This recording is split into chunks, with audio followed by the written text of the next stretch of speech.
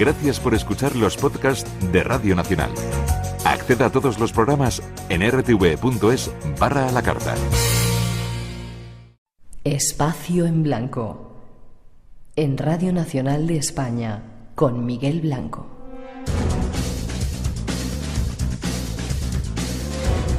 Volvemos, el misterio continúa después de la actualidad, de las noticias de las 3, las 2 en las Islas Canarias, y estamos listos para ofreceros nuevos temas de interés en esta segunda hora del Espacio en Blanco, edición especial.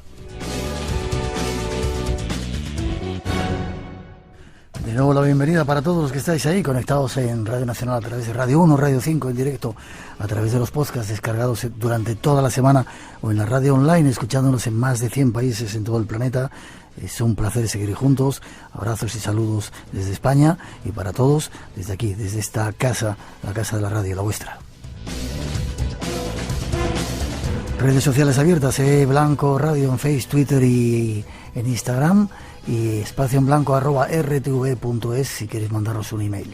Tenemos también un número de WhatsApp, 633-448816, para vuestras esas cositas de voz que podéis mandar.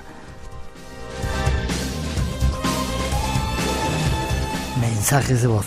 Y para seguir nos vamos con una personalidad, un estudioso de los misterios de nuestro mundo, en este caso de la esfinge mítica egipcia, un trabajo de nuestros compañeros Jesús Ortega y Juan Gómez. Ahí os lo ofrecemos. Robert Salk es profesor asociado de Ciencias Naturales en la Facultad de Estudios Generales de la Universidad de Boston. Tuvimos la oportunidad de charlar con el profesor Salk unos minutos para que nos explicase sus interesantes ideas e investigaciones al hilo de la gran esfinge de Giza, que él sitúa miles de años antes de lo que la historia oficial reconoce. Esto nos plantearía la interesante posibilidad de una cultura madre, de una cultura pre-faraónica que al parecer se confirma con otros estudios. Gracias a la colaboración de Sergio Bassi pudimos charlar unos minutos con este interesante personaje. Usted propone que la gran esfinge de Giza sería miles de años más antigua que lo que dice la historia oficial. ¿En qué se basa? El argumento a favor de una esfinge más antigua, como muchas líneas diferentes de evidencia o diferentes facetas, es el clima y la erosión que se ven en la esfinge. En el centro de la esfinge se advierte que se arregló el cierre de fijación de las paredes del recinto de la esfinge. La erosión fue causada por la caída de lluvia sobre las rocas. Esto es imposible en los últimos 5.000 años en la medida en que la vemos allí, porque la esfinge se asienta al borde del Sáhara, por lo que sugiere que debe remontarse a fechas mucho más tempranas. That suggests that it must go back to a much earlier date. Then we have other lines. Otra línea de evidencia es que la esfinge fue altamente erosionada y tuvo que ser reparada en los tiempos del Antiguo Reino. Los tiempos del Antiguo Reino se refieren aproximadamente al 2300, 2500 o 2600 a.C. Los egiptólogos dicen que ahí fue cuando la esfinge fue tallada originalmente de la piedra. Si eso fuera el caso, no tendría que ser reparada y se le podría poner un medidor de reparaciones si hubiera sido simplemente tallada, lo que demuestra que se remonta a un tiempo mucho más antiguo.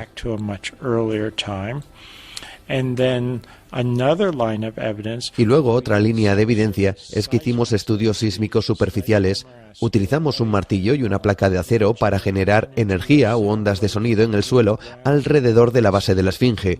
Se puede calibrar en cuanto a la duración de esos cambios mineralógicos, cuándo tuvieron lugar, y cuando nos fijamos en los datos, son una línea de evidencia independiente.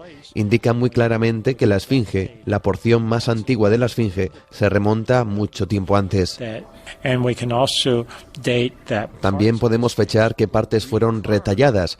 La cabeza fue arreglada en el 2500 a.C., por lo que la fecha tradicional de la esfinge, en el 2500 a.C., no es el origen de la esfinge, sino que fue cuando se modificó en una estructura mucho más antigua. Fue retallada por la erosión, por lo que tuvieron que hacer reparaciones en la esfinge.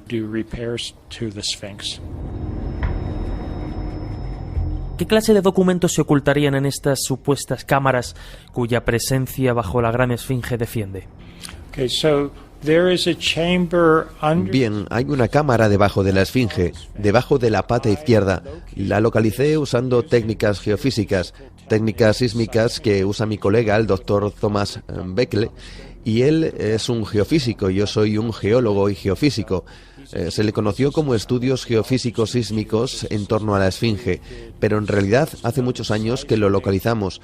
No se ha hecho nada porque no he podido hasta el momento obtener los permisos para explorar más, aunque estoy trabajando para obtener ese permiso. Recientemente, en los últimos 2 años, estoy trabajando con el Dr. Manu, Robert Scholl y Robert Duval, y sabemos que hay una antigua inscripción egipcia que hace referencia a esa cámara y se refiere a la Esfinge como un guardián de esa cámara en una época en la que la Esfinge no era un león con cabeza humana, era una leona representando una diosa. La leona es la guardiana de esa cámara que descubrimos hace muchos años sísmicamente bajo la Esfinge, y todas las indicaciones surgen de la inscripción. Este es un archivo, un gran salón de archivos, pero algún tipo de archivo que se remonta a tiempos muy remotos. No me sorprendería si contiene documentos o algún tipo de artefacto que se remontara miles de años antes del Egipto dinástico, como la propia Esfinge, que se creó miles de años antes del Egipto dinástico. Lo que hemos podido determinar a partir de inscripciones muy antiguas, esto se remonta antes de su tiempo. Es muy, muy antiguo. So very, very ancient.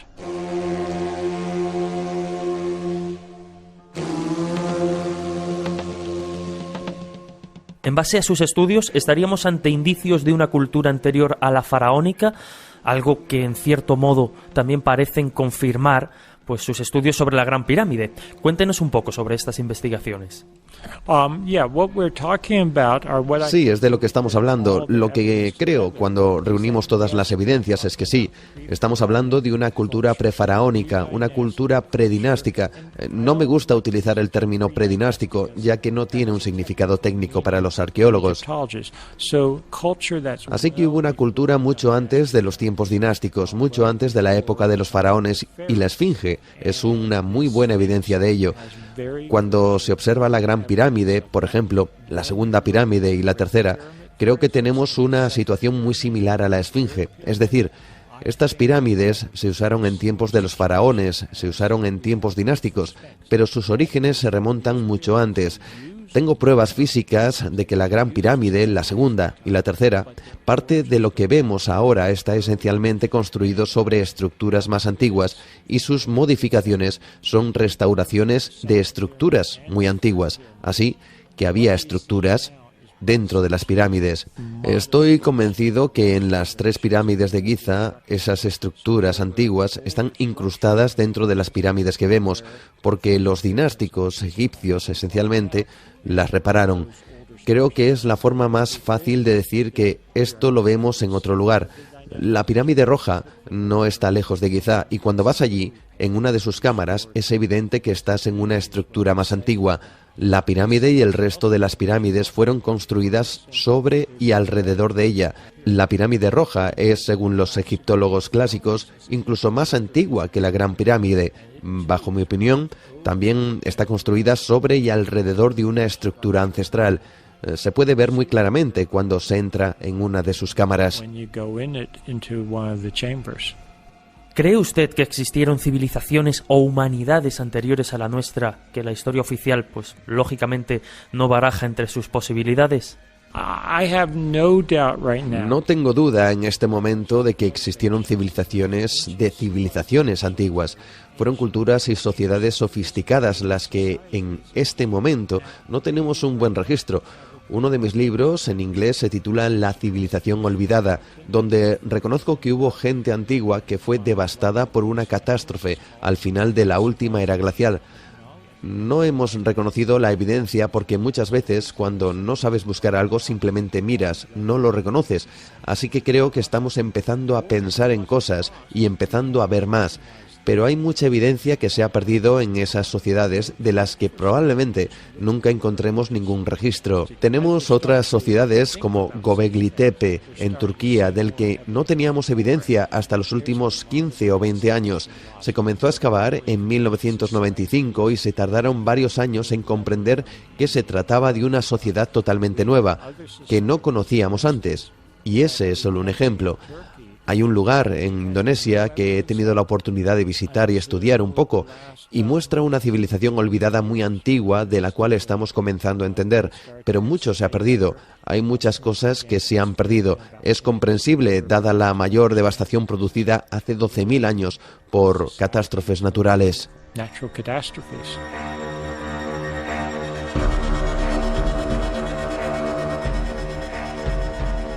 Hablando de Göbekli Tepe, ¿usted considera que deberían destinarse más recursos y esfuerzos a su estudio?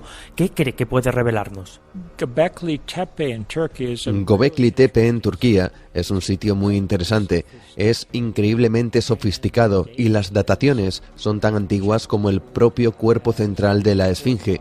Las partes más antiguas de la Esfinge y Göbekli Tepe se extienden desde justo antes de la última glaciación y justo después del final de la última glaciación. Estoy convencido, hay evidencias de que la catástrofe de Göbekli Tepe tuvo lugar al final de la última glaciación. Está hecho de círculos de pilares muy sofisticados. Tenemos pruebas de que fueron derribados por terremotos, por cambios en la Tierra, y esa catástrofe al final de la última glaciación, a pesar de que intentaron reconstruirlo varias veces, el lugar, no quiero decir que finalmente se dieron por vencidos, pero aparentemente fue demasiado y cubrieron todo enterrándolo a propósito. Creo que fue para preservarlo, quizá con la intención de regresar y restaurarlo, pero nunca lo hicieron. Casi 12.000 años después lo descubrimos. Los humanos modernos lo descubrimos y está siendo excavado, y ese esfuerzo increíble trata de preservarlo. Y el estudio de todo tipo de correlación astronómica que hay en grabados e inscripciones que hasta ahora no se han identificado correctamente, algo en lo que estoy trabajando como parte de un libro en este momento. No quiero hacer juicios prematuros, pero estoy convencido de que no hicieron todo lo posible para reconstruirlo y tratar de restaurarlo en tiempos de catástrofe. Lo enterraron como una cápsula del tiempo. Estoy convencido que debían pensar que el lugar era muy importante y había que preservarlo para transmitir todo el conocimiento que está confinado en él. Así que estoy muy entusiasmado por intentar interpretarlo y descifrarlo. Pero quiero decir que todavía tengo dudas. Y ya para terminar, ¿podría hablarnos del supuesto túnel que uniría Escocia con Turquía? ¿Algo que le ha llamado bastante la atención? Sí.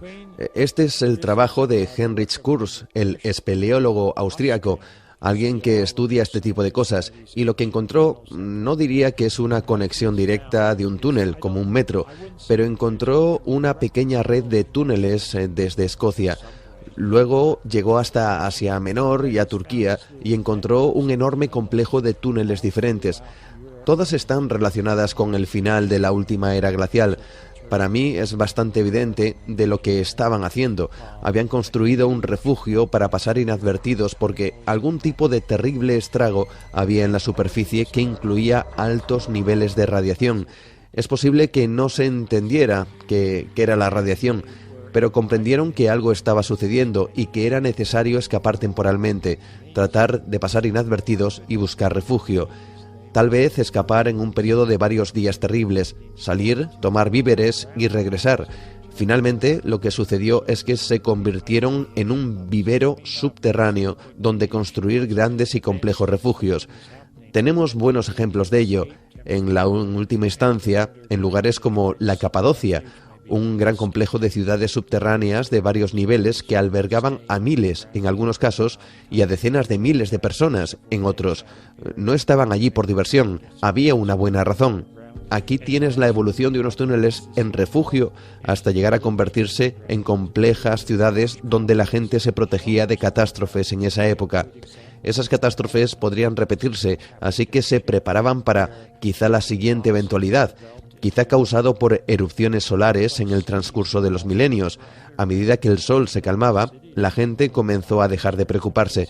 Tal vez en los últimos 4, 5 o 6.000 años el Sol ha estado relativamente tranquilo en comparación con otro tiempo, pero, y ahora está la mala noticia para la sociedad moderna, el Sol se está activando una vez más. Tal vez deberíamos estar preparándonos. Esta es una de las lecciones que podemos aprender de los antiguos, no subestimar al Sol. La naturaleza no subestima el impacto del cosmos fuera de la órbita de la Tierra y nos afecta aquí, en la superficie de la Tierra. To affect us right here on the surface of the Earth. Pues agradecemos a Robert Schoch los minutos que nos ha dedicado para defender y mostrarnos sus ideas e investigaciones, desde luego curiosas. Espacio en Blanco, tu cita con lo desconocido, en Radio Nacional, con Miguel Blanco. Así suenan las playas de Hawái, escuchando Espacio en Blanco.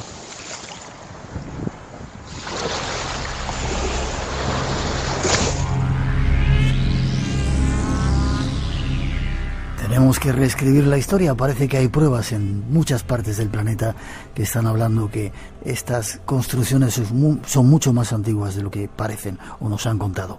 Y ahora nos vamos al espacio a buscar algunos misterios en los cielos. Escuchad.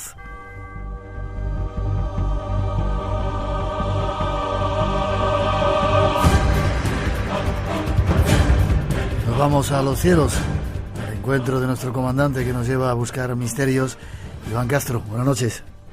Buenas noches, Miguel. Encantadísimo de estar a bordo contigo. Igual te digo, te pido permiso para subir a bordo en esa especie de nave espacial que tenemos, especial. Siempre. Y te Siempre decía, concedida. Gracias. El otro día iba volando, viajaba y me acordaba, veía al comandante y me preguntaba, ¿escuchará lo que cuenta nuestro comandante Iván Castro? No me atreví a preguntarle porque estaba complicado, pero te prometo que cuando pueda la próxima lo hago. Bueno, no hace falta preguntarlo, porque la verdad es que cada día me lo dicen más. Es cierto que desde que llevo ya unos años contigo colaborando, pues cada día nos escuchan más la sección en las compañías aéreas, nos conocen de sobra nuestra sección de Misterios en los Cielos, y son muy, muy aficionados, te lo aseguro. Sí, bueno, yo puedo decir que el otro día una azafata me reconoció y dijo, te he escuchado hablando de la historia del diablo otra vez. Dije, bueno... Pero bueno, ahí estamos. Iván Castro, nuestro comandante, nos vamos con él enseguida a hablar de la maldición de los vuelos con códigos 191, ahora que vamos a salir de vacaciones o a volar.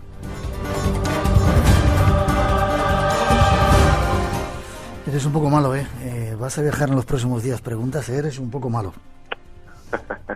Te aseguro que en los próximos minutos de esta noche la gente estará mirando sus futuros billetes que ya tienen comprados para irse de vacaciones. Qué código o qué número de vuelo tienen en el billete que acaban de comprar, te lo puedo asegurar. Tenías que verme cómo se me ha puesto la carne de gallina ahora mismo, eres malo. Código de vuelo, casualidades extrañas, ¿qué es eso del código de vuelo? Cuéntame un poquito. Bueno, nosotros cuando una compañía aérea, por ejemplo, pues tiene un montón de vuelos a lo largo del día, pues se le ponen una serie de códigos numéricos o alfanuméricos incluso, con los que se diferencian los vuelos. Entonces nosotros llegamos a un aeropuerto, vemos el panel de salidas o de llegadas y ahí tenemos, digamos que los códigos de vuelo numéricos con las letras de la compañía, ¿no? Esta noche lo que he hecho es recopilar una serie de códigos de vuelo que todos tienen los mismos números, la misma cifra y son un poquito peculiares.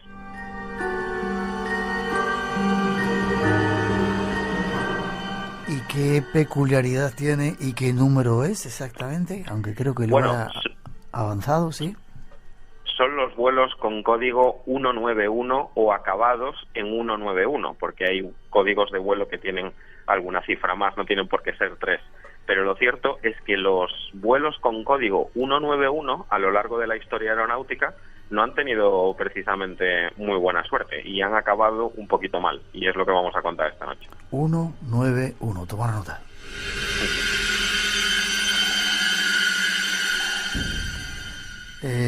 Vamos al primer viaje. ¿Cuándo comenzó esta extraña historia? La primera casualidad en estos códigos precisamente no es un vuelo comercial, sino que los vuelos militares también tienen sus códigos de vuelo, su estructura a la hora de enumerar pues los vuelos que se hacen, etcétera, y su codificación. En 1967, un 15 de noviembre, pues se tuvo esa mala fortuna, el primer vuelo 191. Como te digo, no era un vuelo comercial, era un vuelo militar de un avión experimental, el X-15.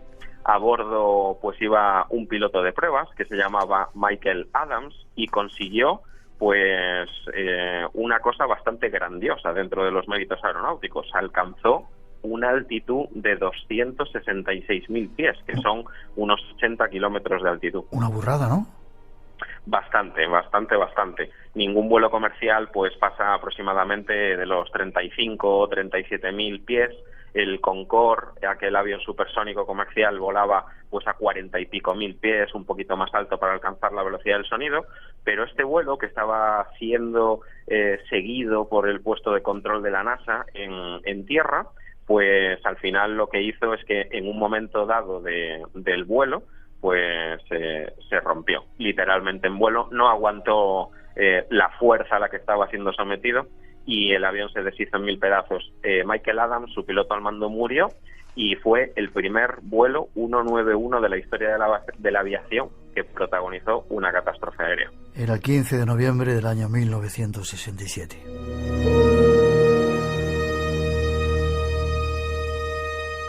Seguimos con más casos aparentemente coincidencias de estos vuelos 191. ¿Cuál fue el siguiente?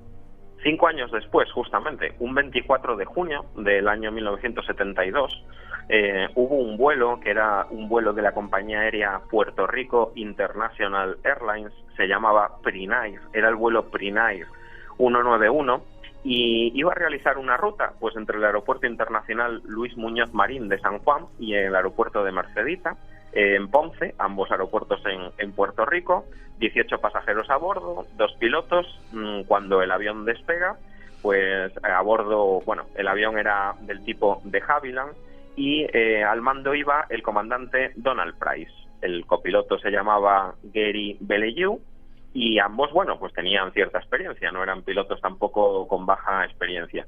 ¿Qué ocurrió? Que el vuelo llegaba muy tarde a su destino y la torre de control estaba a punto de cerrar porque era un aeropuerto que no abría las 24 horas. Y al final, lo que se encontraron en la aproximación final fue que entre las prisas y la niebla espesa que había en el aeropuerto de llegada, pues no pudieron realizar el aterrizaje. Cuando frustraron la maniobra y se fueron al aire, pues desgraciadamente el vuelo se estrelló. Este era un avión chiquitito, ¿no? Y que hubo muchas víctimas, sí, perdona. Era un avión, un turbohélice regional, murieron los 2 pilotos, murieron 3 pasajeros, otros pasajeros sí lograron salvarse, y el problema es que cuando frustraron el aterrizaje, digamos que inclinaron demasiado la nariz del avión hacia arriba, el avión entró en pérdida y no consiguió remontar el vuelo. Al final se fueron contra el suelo y bueno, incluso se especuló con que los pilotos podrían haber visto algún tipo de obstáculo en la pista, por eso no habían aterrizado, como un vehículo que la cruzaba, etcétera, pero lo cierto es que fue un vuelo catastrófico. El avión pues quedó totalmente destrozado.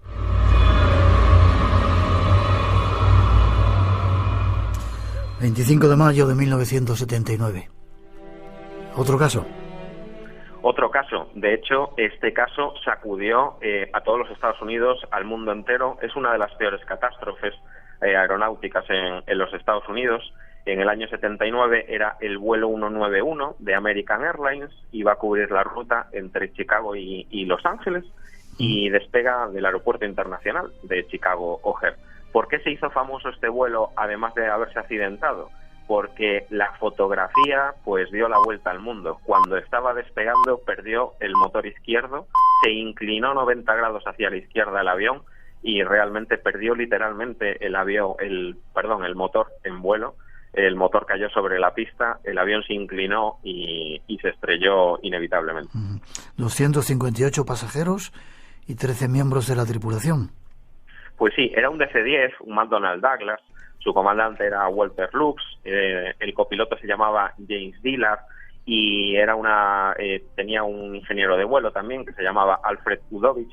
Era una tripulación muy experimentada y al caerse el motor izquierdo literalmente del ala, se desprendió toda la góndola del motor, lo que hace es que cortó el fluido hidráulico de los mandos de control de vuelo, con lo cual los pilotos se quedaron totalmente sin control y el avión se precipitó contra el terreno, contra un parking próximo al aeropuerto, y lamentablemente falleció todo el mundo. Lucharon los pilotos hasta el último segundo para no estrellarse. Ya, curioso porque, claro, era al lado del aeropuerto y lo pudieron grabar o hacer fotografías la gente que estaba en el aeropuerto, ¿no?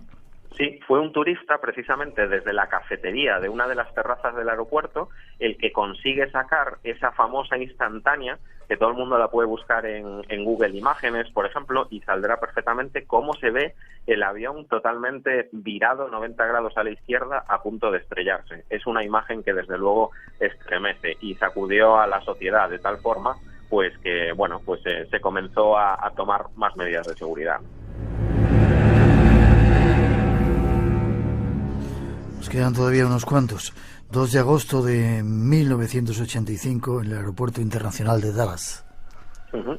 Se trata del vuelo 191 de Delta Airlines y en el 85, como bien dijiste, pues esto sucede en el Aeropuerto Internacional de Dallas-Fort Worth. Pues este avión de Delta despega desde Florida, va hacia Los Ángeles y tiene una escala en Dallas-Fort Worth. Era un avión de los más importantes de aquella época, era un Lockheed, un TriStar, un Lima 1011 y era uno de los aviones más avanzados de la época, ¿no?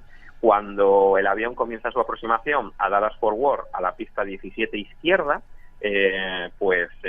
termina estrellándose inexplicablemente contra el aeropuerto, contra los depósitos próximos a la pista de aterrizaje. Mucha gente falleció también en este caso, ¿verdad? Desgraciadamente, 136 vidas se perdieron en un solo instante. No solo eso, sino que además arrastró algún coche que estaba en tierra. Muere un conductor más en un vehículo en tierra y se suma a esos pasajeros fallecidos. Al final se descubrió que este accidente se dio por un fenómeno que hasta ese momento se desconocía en la aviación. ¿Las microrráfagas fue lo que le causó el accidente? Exacto. Ese fenómeno que se llama microrráfagas son unas turbulencias muy severas de un aire muy fuerte en forma de cizalladura que lo que hace es que sube y baja en un corto espacio por donde el avión está atravesando la aproximación para aterrizar. Al final son tan fuertes pues que el avión literalmente se fue contra el suelo. Los pilotos, por más que metieron potencia a tope, no pudieron controlar el avión para irse al aire y se fueron contra unos depósitos de agua del aeropuerto. Solamente 2 azafatas de vuelo consiguieron sobrevivir de la tripulación. Más casos. 27 de agosto del año 2006. Nos vamos acercando a nuestro tiempo. Pues sí, es un caso, además, que ya lo comentamos en otro programa cuando hablamos de esa gente o de esas personas que son un poco los elegidos, que sobreviven a una catástrofe aérea mientras todo el mundo muere alrededor. ¿Qué pasó en este caso? Sobrevivió el copiloto, como habíamos comentado, pero lo cierto es que el vuelo también era 191, era el vuelo 5191 de Comer y se estrelló el 27 de agosto del 2006. Era un avión CRJ, volaba desde Kentucky hasta Atlanta, en Georgia, y llevaba 47 pasajeros y 3 miembros de la tripulación. Al final sobrevive su copiloto, que se llamaba James Poletti, y la causa del accidente fue que despegó de una pista errónea. El avión alineó en la pista para despegar en una pista infinitamente más corta que otra que necesitaba. Se confundieron de pista, no les llegó la pista para despegar y el avión se fue contra las instalaciones que hay fuera del aeropuerto. Y casi terminamos con estos vuelos con código 191. El JetBlue Airways. En el 2012, una de las imágenes que yo creo que más estremecieron en la prensa, en los telediarios, etcétera, Sucedió un 27 de marzo de ese año, a bordo de un Airbus 320 de JetBlue. Es un caso que tenemos muy reciente, como quien dice. Pues veíamos cómo aterrizaba de emergencia en el aeropuerto de McCarran, en Las Vegas, y vemos cómo las autoridades y los equipos de rescate y de salvamento lo que hace es que bajan en una silla atado y amordazado al comandante de aquel avión. Y todo el mundo, claro, se extrañaría. ¿Qué pasó? Al comandante le dio ni más ni menos que un ataque de pánico y de miedo en medio del vuelo. ¿Y qué empezó a hacer? El comandante... Qué tremendo debe ser eso, ¿eh? La verdad que es muy impactante, sobre todo para la gente que lo hubiera vivido a bordo. El comandante se llamaba Clayton Osborne, su copiloto se llamaba Jason Doe. Viajaban con 135 personas a bordo y el comandante Osborne lo que hace es que de repente sufre un desorden mental, sufre un brote psicótico y empieza a hablarle a los pasajeros por la radio pues de que no van a poder llegar a Las Vegas, empieza a hablarles incluso de Jesús de Nazaret, empieza a hablarles del grupo terrorista Al-Qaeda, una serie de cosas que no tenían sentido. El copiloto se da cuenta y consigue entre él y la tripulación reducir al comandante, sacarlo de la cabina y el copiloto lleva pues a buen puerto, o a buen aeropuerto, nunca mejor dicho, el vuelo y se salva a todo el mundo. Es cierto que fue un vuelo conflictivo y llevaba el código de vuelo 191.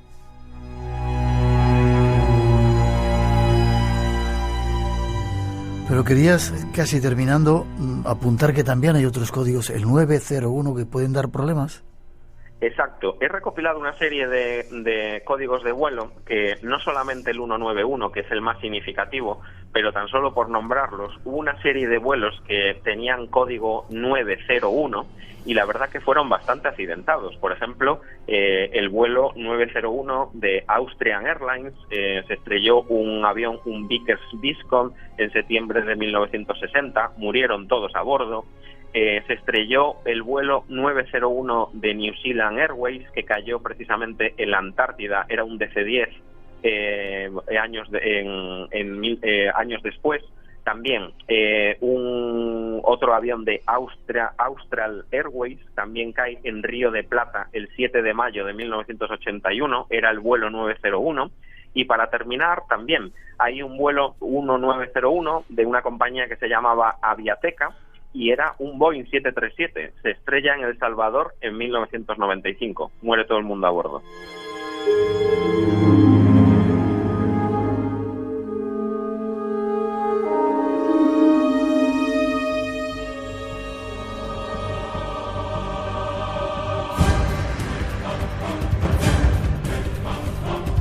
Iván, las compañías, algunas de ellas han anulado esa fila 13. ¿No pueden cambiar ese número, el 191, o lo están haciendo? Se ha eliminado esa famosa fila número 13 por mala suerte en muchas compañías, pero no en todas. Y es cierto que al menos las compañías estadounidenses han retirado esa combinación de códigos de vuelo 191. Ahora no existen en los Estados Unidos, pero sí es cierto que podríamos encontrarlo en algún otro país. Voy a mirar mi billete, que tengo unos cuantos vuelos preparados. Forma de contacto contigo, se me pone la carne de gallina. Forma de contacto... Pues me podéis localizar en el email ivancpmisterio@yahoo.es, a través de Facebook Iván Castro Palacios Misterios Aéreos. Ahora tengo una página web, ivancastropalacios.com, y también a través de Twitter, IvánCP25. Comandante, ha sido un placer. Feliz verano, que sigamos volando, que sigamos disfrutando de los cielos, no solamente nosotros, sino toda la gente que nos escucha, a todos, que no haya más accidentes y que no haya más historias extrañas que contar de estas, de accidentes, y sí de otros misterios que hay por ahí. Saludos, exacto. Abrazos, y a todos los comandantes y gente relacionada con la aviación que nos escucha. Feliz verano, un abrazo para todos.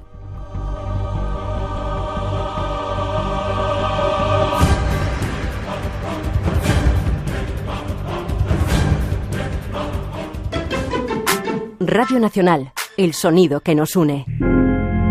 Betsy esperó el regreso del hombre para morir. La reina de un remoto país del norte, solo en podcast. Contenidos, programas, piezas exclusivas de radio. Haciendo crepitar el carbón. En rne.es, porque no lo vas a poder escuchar en otra parte. ¿Seguro? Solo en podcast, también en la aplicación de Radio Nacional de España. Cierto. Solo en podcast. Radio Nacional de España. Radio Nacional de España. El sonido que nos une.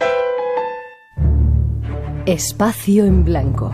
En la madrugada del sábado al domingo, a partir de las 2, la 1 en Canarias. El misterio continúa. En Radio Nacional, con Miguel Blanco. Seguimos viaje. Nuestro siguiente destino, una isla mágica. Estuvimos allí conociéndola, La Gomera.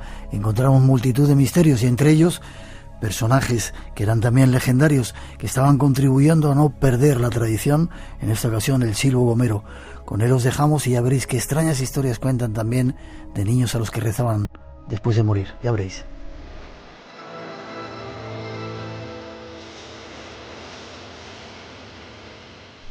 Volvemos a viajar por las islas mágicas de España, concretamente hasta las Canarias, hasta La Gomera. Allí existe una costumbre ancestral, comunicarse a través del silbo.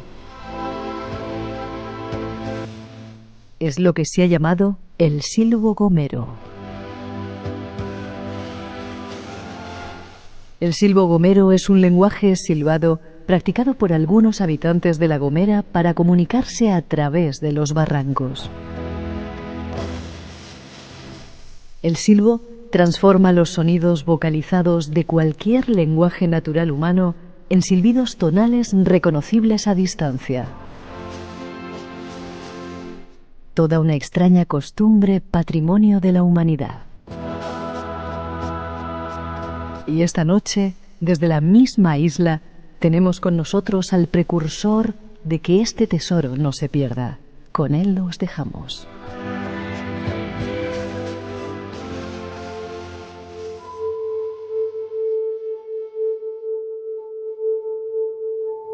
Estamos con otra de las leyendas de esta isla mágica donde estamos, en La Gomera, Isidro Ortiz, un poco el responsable de que el silbo gomero siga estando vivo y que además es profundo conocedor de la historia de esta isla. Súper agradecido de que estés con nosotros esta noche aquí en el programa del Espacio en Blanco. Nada, hombre, que dispuesto a participar, o sea, a colaborar en lo que esté a mi alcance, pues con mucho gusto. Estamos en la iglesia, cuéntame un poco, la Virgen de la Candelaria. Sí, ciertamente. Estamos en la segunda parroquia construida en la isla de La Gomera, que está situada en Yipude y como patrona la Virgen de Candelaria. Y tú estás reconocido como el maestro que salvó un poco el silbo gomero. Estaba perdido, me contabas que habías estado en Venezuela, regresaste, fundaste un grupo de música y luego fuiste por las escuelas enseñando a los niños para que no olvidaran ese algo tan importante, ese lenguaje que tenía. Pero cuéntame un poquito cuándo surge el silbo gomero y por qué surge ese silbo, esa necesidad de comunicarse así. Sí, bueno, anterior al silbo ya recuperamos pues el folclore de la isla, porque cuando un pueblo pierde su población, pues con ella se van sus valores y eso le pasó a La Gomera. Entonces cuando yo regresé de fuera, que tuve que salir también, pues al llegar a esta isla me encontré con que no había nada de lo que había dejado. Y lo primero que se recuperó aquí fue el folclore. Con la colaboración de otra gente más lo recuperamos y de eso me siento pues completamente satisfecho. Y con el silbo pues más tarde exactamente igual. En La Gomera, el silbo en La Gomera es una comunicación silbada a largas distancias que es milenaria, pero llegó el tiempo que aquí se perdió total. Motivo, la salida de su gente de aquí a otros lugares, la llegada, el principio de la llegada de las nuevas tecnologías, porque te estoy diciendo, cuando me fui de aquí no había más que un solo teléfono para contestar con todo el mundo de afuera, y tenía que hacerlo por medio de otras centrales que habían, de central a central, como estaban pues los postes de los teléfonos. y esa era la situación de la isla. La comunicación aquí a larga distancia era con el lenguaje del silbo, lenguaje silbado, silbo gomero. ¿De dónde viene esa tradición? ¿Dices que miles de años la utilizaban los pastores o toda la gente de la isla se comunicaban a través del silbo? Bueno, la categoría para decir miles de años no la tengo, pero para decir prehispánica, sí. De hecho, aquí han pasado varios historiadores a lo largo del tiempo y solamente han encontrado este lenguaje articulado como la palabra en La Gomera. Creo que en otros sitios del mundo lo hay, pero en Canarias es en La Gomera donde se hablaba de forma distinta a las demás islas, precisamente por eso, porque se ajusta a la palabra hablada. Y así se podían comunicar de barranco en barranco. Yo no conocía La Gomera, lo estoy viendo ahora y hay barrancos profundos. Tú podías estar en uno y lanzar el silbo, ese mensaje, lo escuchaba al siguiente y así se iba comunicando a lo largo de la isla.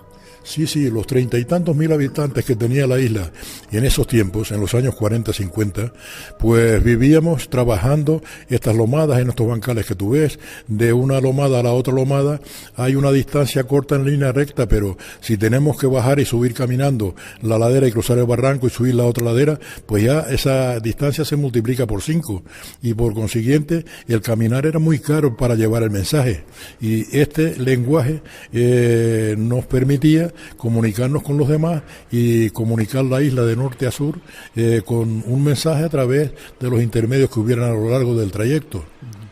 Eso se pierde, como me dices, a mediados del siglo XX, porque la gente de La Gomera se va a otros lugares y se va perdiendo. Llegas tú y de repente lo instauras en las escuelas. ¿Cómo lo reaccionan los niños, estos niños de la edad moderna, ese lenguaje con el silbido?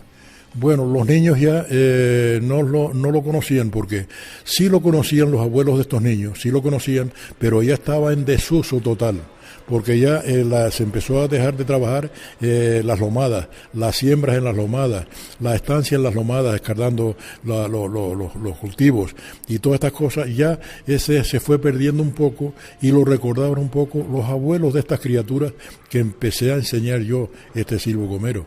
Y la reacción de los niños fue positiva, total, con mucha ilusión, mucho entusiasmo, de tal forma que ellos se sentían muy grandes cuando se llamaban uno al otro y se daban órdenes con el silbo y se reconocían y las reconocían.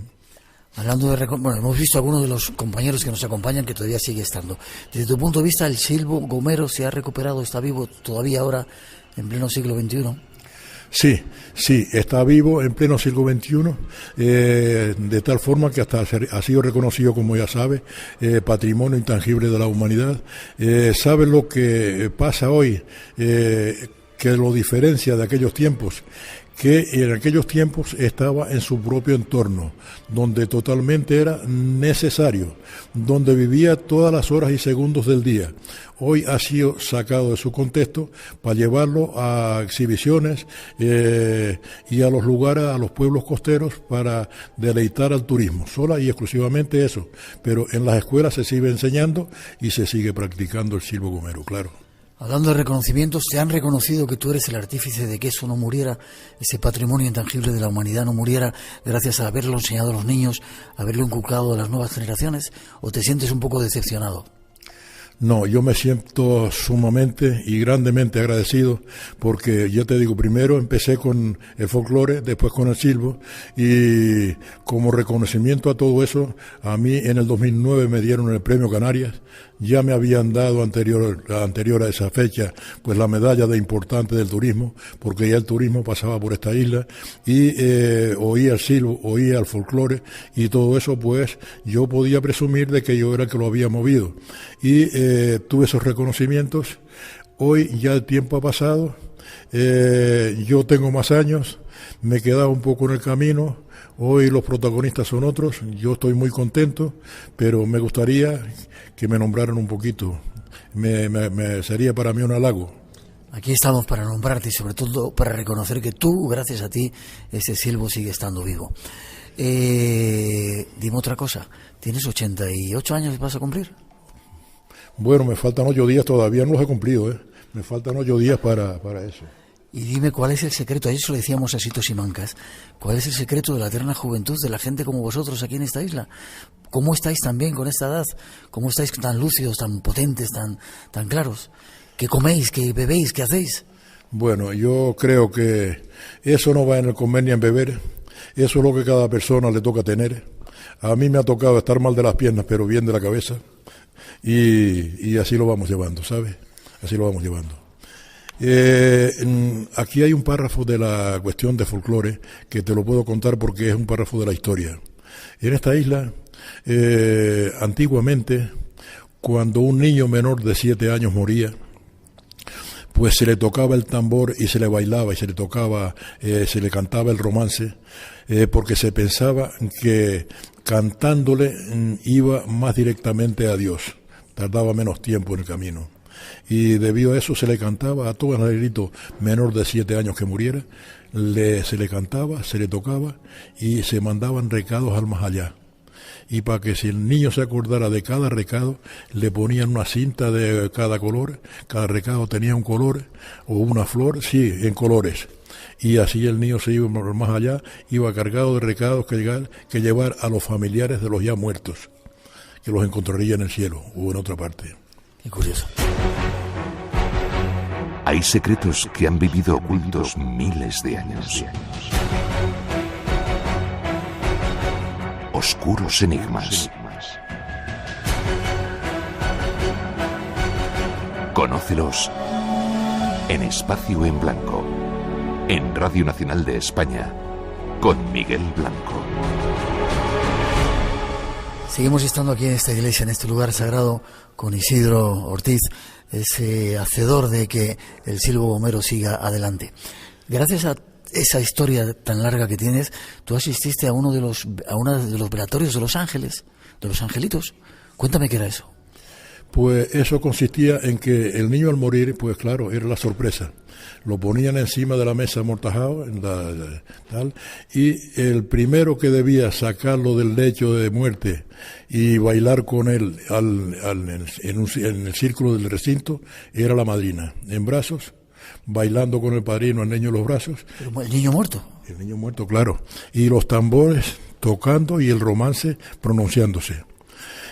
Una vez dado la caminata dentro del círculo, lo soltaba la madrina y se lo daba al padrino y daba la otra vuelta. Y cantándosele. Luego lo ponían en el lecho y estaban durante la noche pues asistiendo a ese velorio. Quien primero debía cantarle al niño era el padre del propio niño muerto. Y así se desarrollaban estas cosas. Esto se hizo. ¿Tú asististe a ello? No, pero conocí gente, hermanos de quien velaron en esos tiempos. Esto tuvo lugar hasta finales del siglo XIX, ¿sabes? Y pues dejaron esta costumbre porque los de los pueblos costeros, que eran los civilizados que llegaron de otros lugares, esto eran costumbres ancestrales de la gente del campo, de la gente de la meseta. Y cuando los otros veían al día siguiente a los familiares de los muertos, ya hacían burla de ellos en los pueblos costeros, diciendo que eran salvajes, que a quién se le ocurre cantar cuando se moría un niño, que si para arriba, que si para abajo, y esto fue deteriorándose y dejándose, hasta que últimamente se hizo a puertas cerradas, con las puertas cerradas, para que los que pasaran del pueblo no lo oyeran. Y últimamente ya se dejó con este pie de romance que dice, un ángel mandé para el cielo y si no canto me muero. Qué bonito.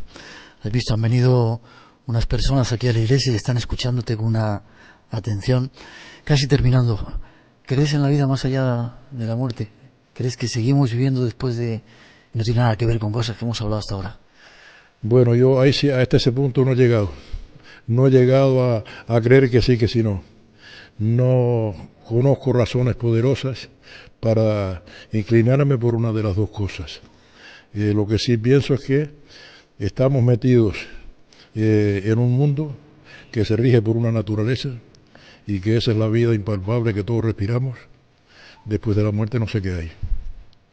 Isidro Ortiz, ha sido un placer que hayas estado con nosotros y te doy las gracias públicamente por no dejar que las tradiciones se mueran, que sigan vivas en este lugar, en esta isla y que se lancen a todo el mundo. Muchas gracias. Forma de contacto contigo, creo que tienes Face o Twitter. ¿Cómo se pueden poner en contacto contigo esos miles de bomberos que nos escuchan en todo el mundo? pues dirigiéndose a Isidro Ortiz, 1930, @gmail.com. Ha sido un placer y un honor estar contigo. Gracias. Gracias. Espacio en Blanco. Tu cita con el misterio en Radio Nacional.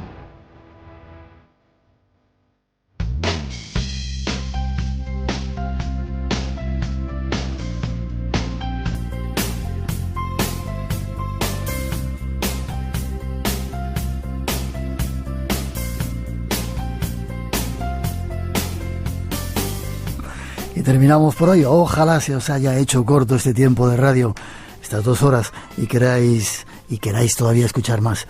Será en breve, en 7 días. Os esperamos a todos para llenar este espacio en blanco. Saludos de todo el equipo que esta noche se ha encargado de realizar el programa. Os deseamos feliz semana para todos, feliz verano también. Y la radio, ya sabéis, continúa aquí 24 horas en vuestra casa, en Radio Nacional. Y hasta las 4, mientras llegan las noticias, un poquito de música animada. Feliz semana, nos encontramos en el espacio en blanco.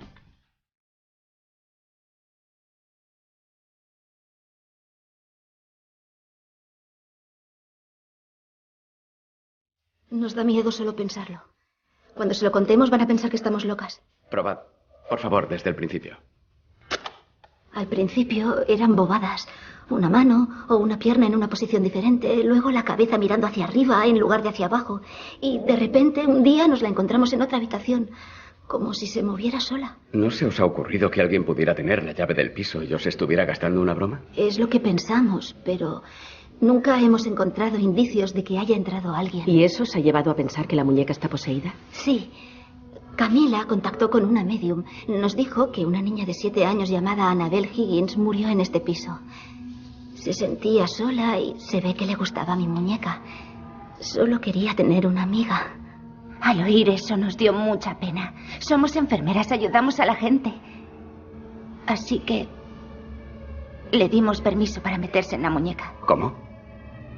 ¿Qué has dicho? Quería vivir con nosotras dentro de la muñeca y aceptamos. Pero fue de mal en peor. Estamos aterrorizadas. No sabemos qué ocurre ni qué podemos hacer. ¿Pueden ayudarnos? Sí, claro. Lo primero, no existe esa tal Annabel. Nunca ha existido. Los fantasmas no tienen ese poder. Nos enfrentamos a algo extremadamente manipulador. Algo no humano. Ha sido un gran error darle crédito a lo de esa muñeca. Al hacerlo, el espíritu inhumano os ha engañado. Le habéis permitido que infeste vuestras vidas. ¿Qué es un espíritu inhumano? Algo que nunca se ha manifestado en forma humana. Es algo demoníaco. Entonces la muñeca nunca ha estado poseída. No se ha utilizado como conducto. La han movido para dar la impresión de posesión. Los espíritus demoníacos no poseen objetos, poseen a personas. Quería meterse en vosotras.